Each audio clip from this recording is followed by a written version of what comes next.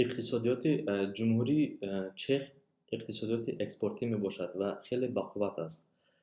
Сатҳи бекорӣ дар ҷумҳурии Чех аз ҳама кишварҳои Иттиҳоди Аврупо кам мебошад.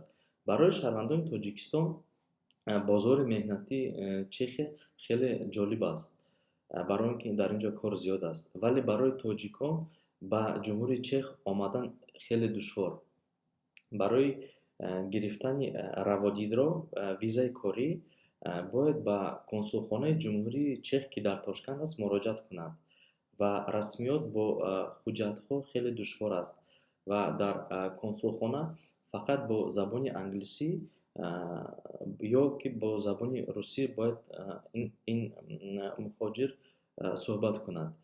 Бе забони русӣ раводиди чехро умуман гирифта намешавад. Ҳама ҳуҷҷатҳо аз Тоҷикистон, масалан ҳуҷҷати асосӣ маълумотномаи доғи судӣ аз Вазорати корҳои дохилии Тоҷикистон бояд апостил дошта бошад. Апостил шӯъбаи консулӣ Вазорати корҳои хориҷӣ дар шаҳри Душанбе медиҳад. Пас аз ин ҳуҷҷатро бояд тарҷумони давлатии чехӣ бо забони чехӣ тарҷума кунад. Муҳоҷирони меҳнатии тоҷик, ки мехоҳанд дар ҷумҳурии Чех кор кунанд, бояд тамоми ҳуҷҷатҳои барои гирифтани виза аз ҷониби Чехия гирад. Яъне шартномаи меҳнатӣ, иҷозатномаи зист ва ин ҳуҷҷатҳоро бе ягон пардохти пешакӣ бояд гирад. Дар Тоҷикистон фақат пардохти ҳамн документи тоҷикиро мекунад ва дар Тошкент пардохти консулӣ мекунад.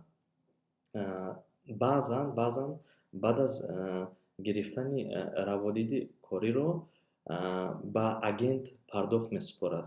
Ин пардохт одатан зиёд аз $300 амрикоӣ бояд зиёд набошад.